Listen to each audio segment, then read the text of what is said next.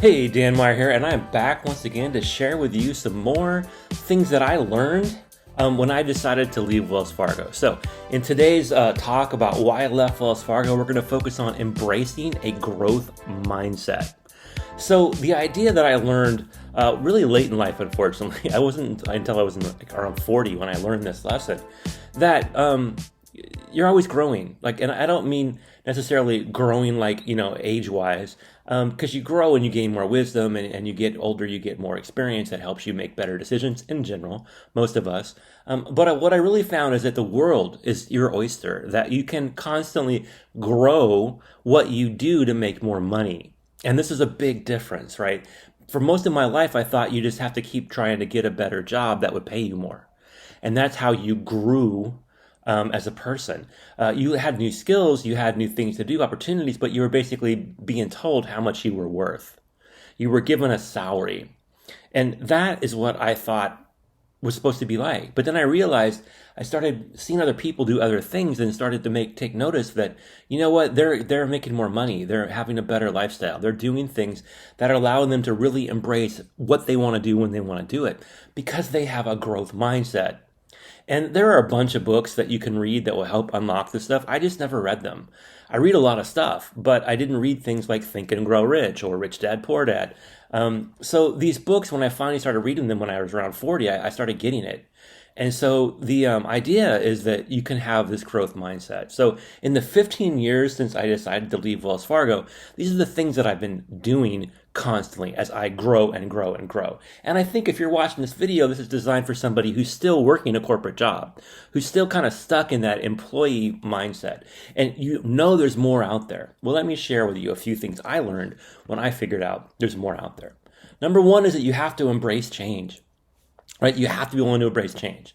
I have always been a change guy. I like to change things. I like to move around physically, geography-wise. I like different work styles. Even at Wells Fargo, I spent 15 years at Wells Fargo. I had 7 different jobs, right? I started in customer service, project management, web design, or web management.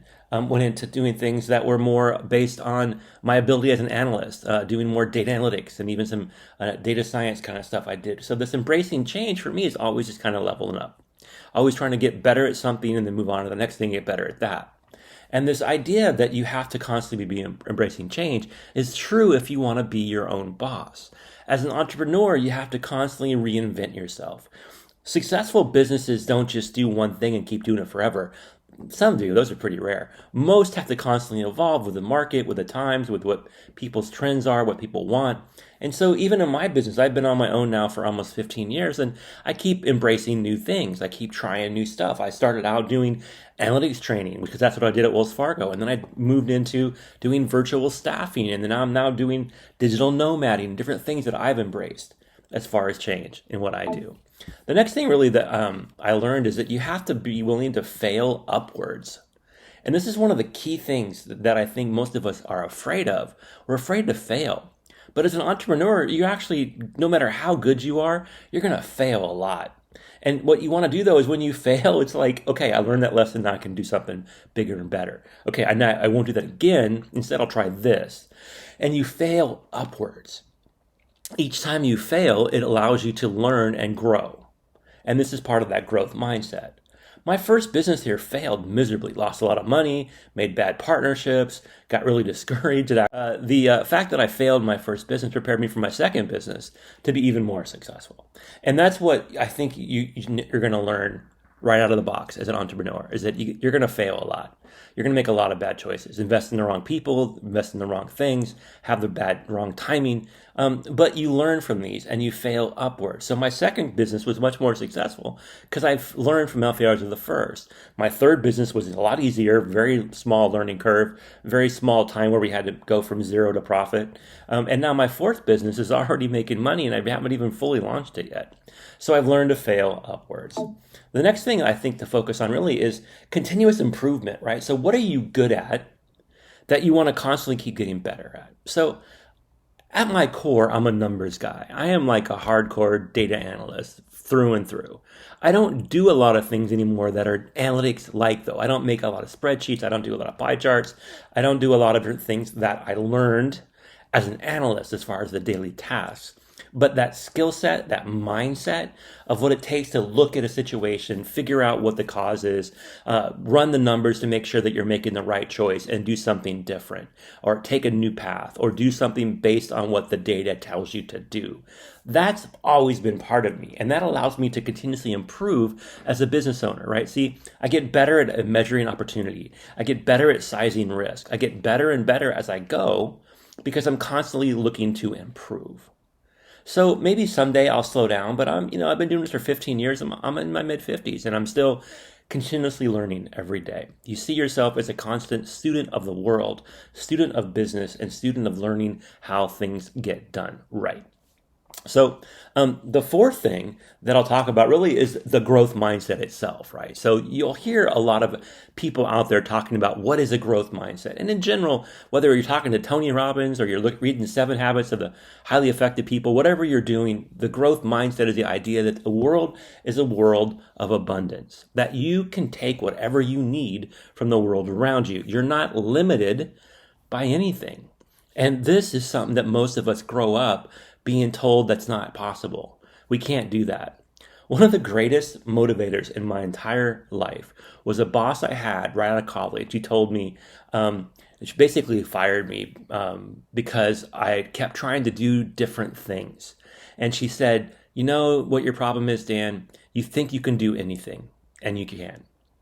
And I was like, I'm 22 years old. I don't know what I can and can't do yet. I'm going to constantly try to learn new things and see what I'm best at. And when she told me that, it just kind of like really pushed me into this new mindset that I have to constantly change, grow, right? So the idea is that a growth mindset, the world is abundance. There's no limits on what you can do. You have to constantly be basically focused on one thing in general, and that's growing. Growing what you do, growing your knowledge, growing your business, growing your profit, growing your influence, whatever it is, you just get up every day trying to push yourself to do more than you did the day before.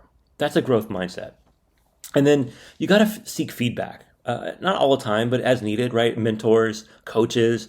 I went through a period where I needed a business coach, right? I never thought I would need a business coach, but I was having trouble figuring out how to sell, right? I'm really good at what I do, but the art of the sale was something I never quite got.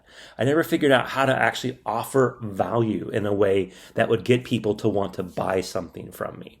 And that changed when I went to this one business coach. And I spent about 1.5 years following him around the country, learning from him about how to sell. His name's Bill Walsh. If you haven't heard of him, go check out, I'm not the coach, but this guy, Bill Walsh, he's the CEO of Power Team International. He's a great business coach. But anyway, the idea is that I needed feedback. I needed people to tell me what I was doing wrong and what I could do to improve. And then constantly throughout my career, I look for peers, I look for other people that I can learn lessons from. This is embracing that change mindset. This is understanding that it's a world of opportunity, but you have to have the ability to see it. And you have to have that growth mindset, that growth outlook.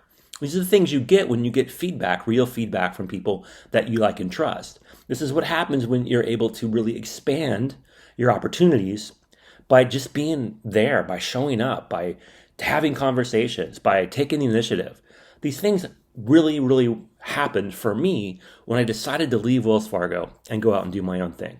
I failed upwards a lot. I made a lot of mistakes, but in the end, I've been very successful. And that's why I'm here today talking to you, to share with you things that I learned that made me want to leave my job at Wells Fargo. Great company, enjoyed working there for a long time, learned so much stuff there, but when I was ready to go, I was ready to go. And so I left. And so maybe you're in the same spot. So if you're thinking to yourself, you know what, I'm watching this video and I want to be like Dan. I want to be able to, leave my corporate job behind and launch my own business. Well, I'm here to help, right? So I have a business where we can help you grow your business, launch or grow what you do. I can help you get started, especially if you need to hire people. Virtual assistants are the best way to launch a new business because you can have them work remotely for cheap. And it really is a good way to get started, have them manage your social media, have them edit videos and graphics like this video we're watching right now. All I did was talk. I didn't do anything else. All the graphics you see, the music, the intro, the outro, the thumbnail, the call to action that comes at the end, all that's being done by a virtual assistant. It'll go on social media and be shared by a virtual assistant. Everything I'm doing, I just focus on what I do best, which is talk about growing businesses. And I let other people that I work with, that I hire, that do most of the things else. So that's why our motto at Sonic VA is focus on what you do best, hire a VA for all the rest. So that's my talk for today. I hope it helped, right? So why I left Wells Fargo? Well, because I realized there's a growth mindset that I could have. And that's what I did. And I've been growing ever since. So I want to thank you for your time. I'll be back again with new videos. Please subscribe to the channel if you haven't. Drop any comments you might have, and I'll see you again soon. Get out there and have an amazing day.